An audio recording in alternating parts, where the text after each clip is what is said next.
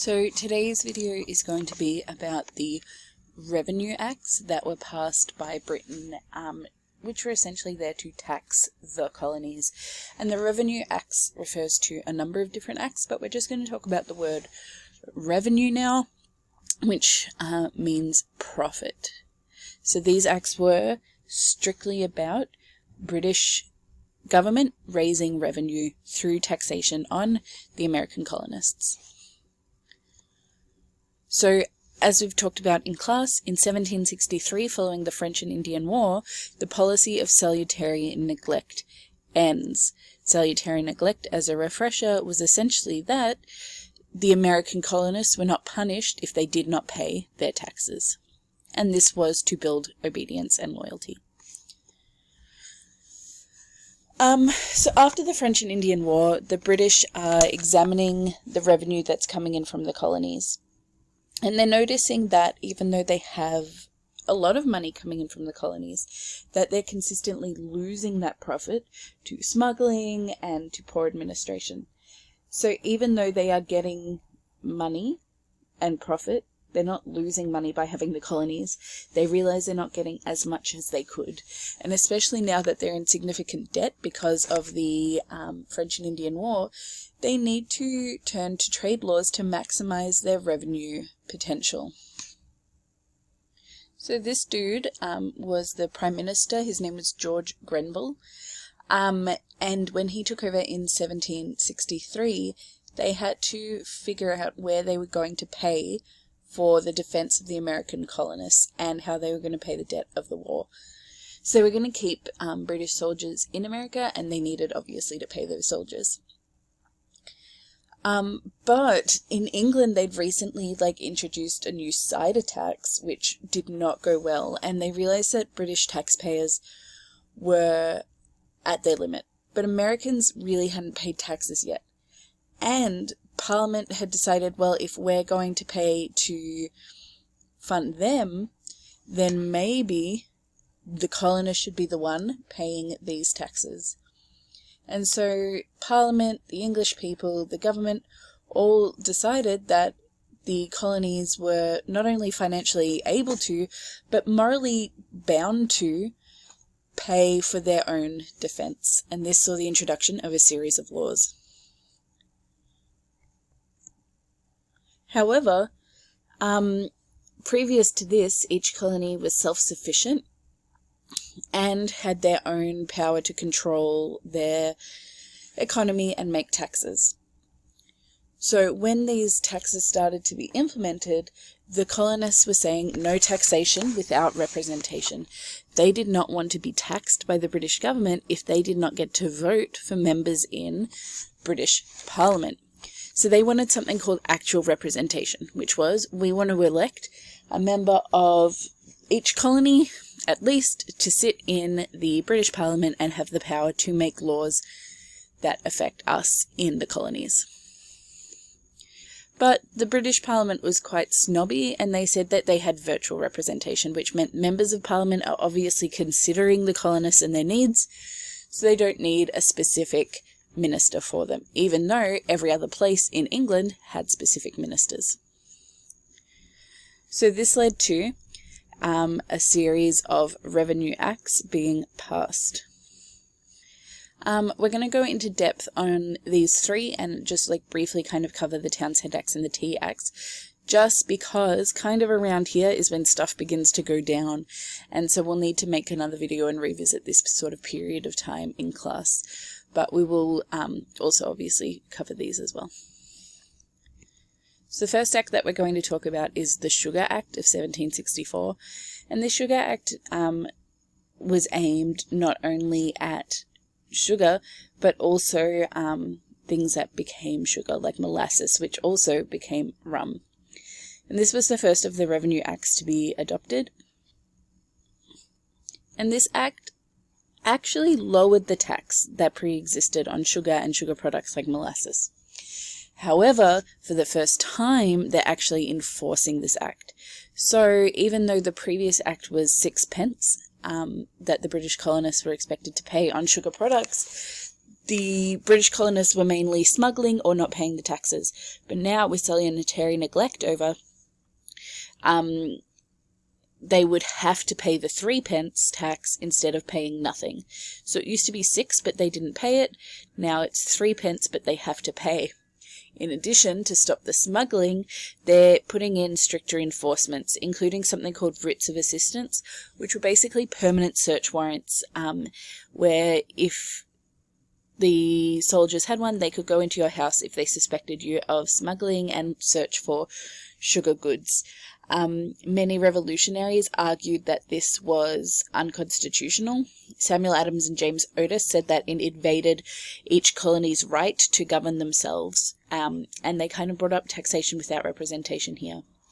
And it was really jarring for the colonists who, in only a few years, they had seen basically exploitable neglect. Like, they were being neglected by the British, and they exploited that. But now, in just a few years, that's turned to really strict and enthusiastic enforcement of the law.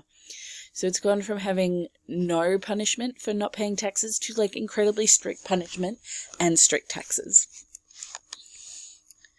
So it was seen to violate colonist rights, but what's important is it only affected the northern colonists. In the south, remember that tobacco and rice and wheat are the big exports. They're not dealing with molasses at all. So it's only really cities like Boston where you begin to see protests. And because of that, because it doesn't really apply to everyone, we don't see a lot of protest against the Sugar Act. A document we'll read when we get back is James Otis's Rights of a British Colonist Asserted and Proved, where he basically calls out the tax as unconstitutional and says it violates the Magna Carta. And again, Boston is where everything's really going off. This is James Otis there. Look at his, like, little eyes, very saucy. And he said in a quote that the Sugar Act was absolutely irreconcilable with the rights of the colonists, which means it did not match the colonists' rights. And then here is, like, a little historian, David Ramsay, from 1789. So he's kind of an eyewitness. But he said that the sad story of colonial oppression commenced in the year 1764. Great Britain then adopted new regulations respecting her colonies, which, after the ancient harmony of the two countries for about 12 years, terminated in a dismemberment of the empire. So they've had harmony for 12 years that has basically been ruined by the Sugar Act of 1764. So David Ramsay is pointing out this act as a turning point in relationships between America and Britain. The next act that we're going to talk about is the Currency Act of 1764. And it was aimed pretty much solely at Virginia, who had attempted to establish their own monetary policy in the 1750s. And you can have a look here at some examples. They're all a bit newer than 1764. This one's from 1775, 77, 78. But they're an example of what British American currency, looked like at the time. So it's just like a little slip of paper that says like $20, the date, and where it was signed. So the colonies basically were in constant shortage of currency. They didn't have gold or silver mines, so the only way that they could get currency was through trade with Great Britain, which meant that there was a finite amount of currency in the colonies that they eventually would be giving back to Britain anyway. So many of the colonies, as I said, particularly Virginia, felt that it was just necessary to print their own paper money. But there was no regulations in place, so that led to confusion. So like some colonies made their money worth more than others, but it was at the same volume. Some notes had interest, some didn't. Some of these like currency notes could only be used to buy things and not to pay debts. So it was all very confusing, and there was no common standard between the colonies. And so basically Parliament wasn't happy with this, and they thought that there should be a system in the colonies that had a baseline regulation so that all money was worth the same. But they didn't want to make this for colonial bills. Instead, they thought The British currency should be enough, so they prohibited colonists from printing their own bills, and abolished all of the colonial currency. So the colonists protested vehemently against this because they already were in a trade deficit with Great Britain in that they were buying more from Britain than they were selling, which means that eventually they would run out of money, and getting rid of their own currency would exacerbate this further. So it undermined the colonies' right to control their economy, and we start to see revolutionaries who aren't looking for political independence like they'll eventually get, but they want economic independence from Britain. So it's really a clue about how much of this revolution is sort of based around money.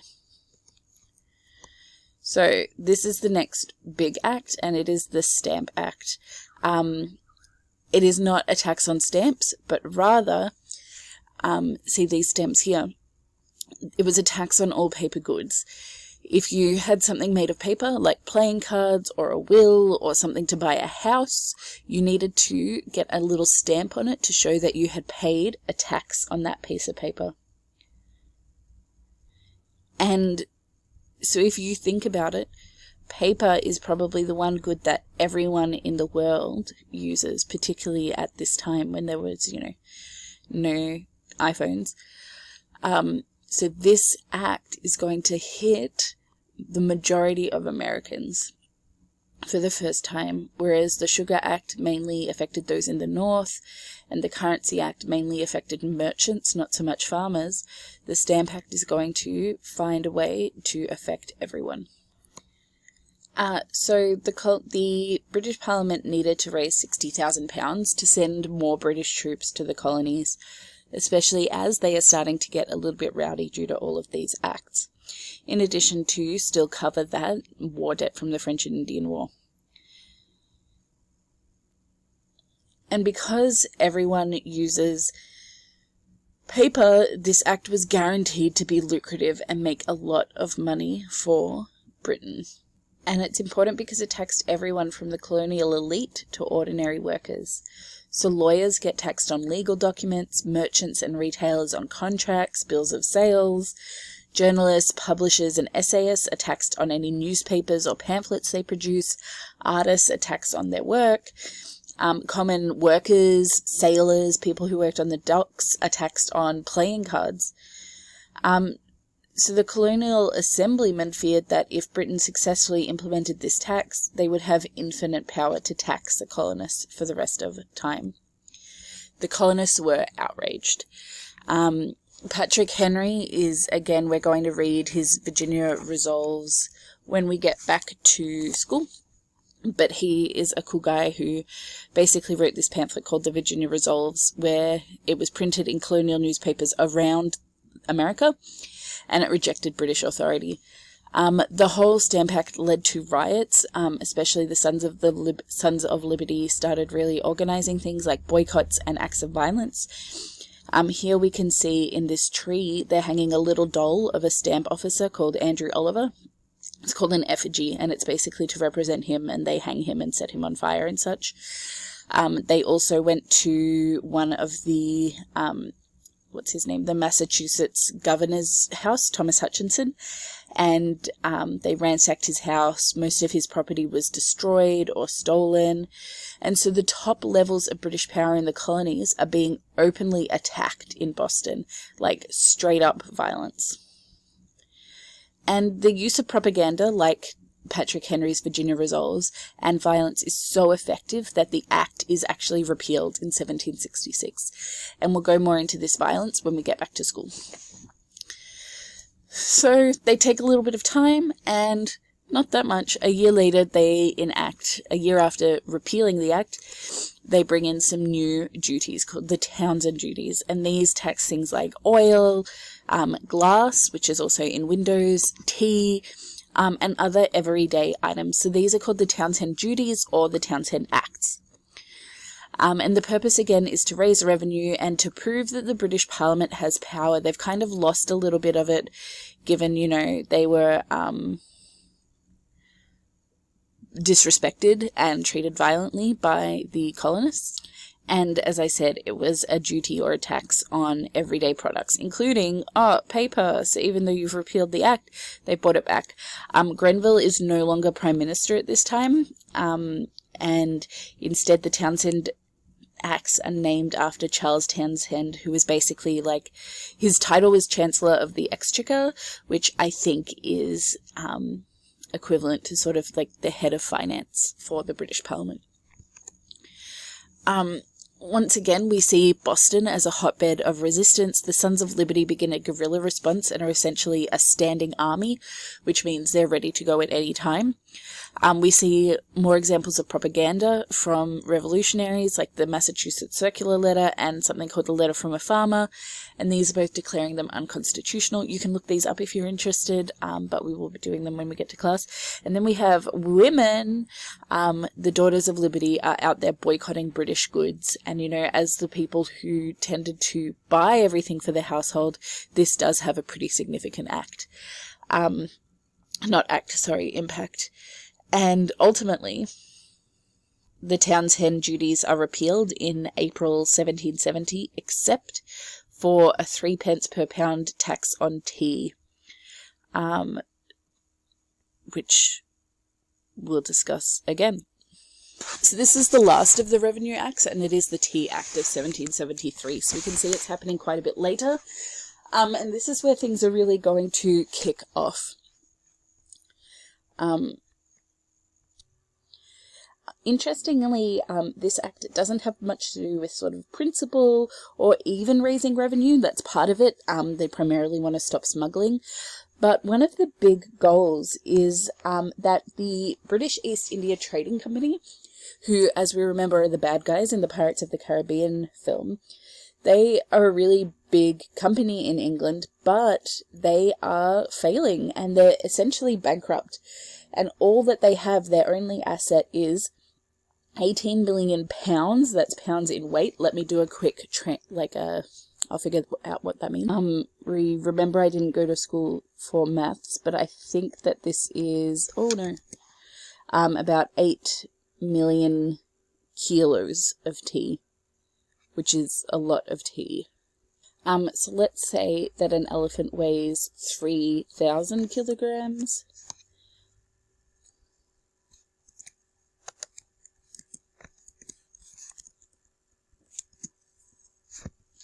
Okay, so they had enough tea that it's roughly like 3,000 elephants. That's a lot of tea, and it's basically just sitting in storage. And what's important to note is that each year the colonists are giving the British $3.4 million just on tea. I'll rephrase. So they're spending this much money on tea annually, but only 10% of the tea that they're drinking is actually British. 90% is smuggled from Dutch sources. So if they're getting this much from the 10% of tea that they're paying Britain, the British government is like, well, hold up, what's this times 9? Because that's how much more they could be getting. So they could be getting 30.6. It didn't show, but I could see it. They could be getting an extra $30 million a year if they stop the smuggling and give the East India Company a monopoly on tea sales in America. And the ministers of Parliament basically think that the Americans aren't even going to remember that there's a Townshend duty on tea because the prices are so low. So that tax is still there, but it's not very much. And in fact, the Tea Act is going to make tea cheaper than the smuggled products that they're buying. But it backfires massively, and the American radicals very quickly say that this is, once again, taxation without representation. And it ultimately leads to a little something known as the Boston Tea Party, which will be the subject of a video in the future. So, to summarize, in order to recoup some of the debt from the French and Indian War, as well as continue to fund our soldiers' presence in the colonies, the British Parliament implements a series of revenue acts which are designed to collect money from the colonists. They're purely economic. They're not there to punish the colonists, just to raise money. And these include the Sugar Act, which placed a tax on sugar and sugar products, the Currency Act, which stopped them from trading and using their own British currency, the Stamp Act, which required them to have a stamp on any piece of paper used in the colonies, the Townshend duties, which taxed just a variety of everyday items, and the Tea Act, which is increasing the tax on tea.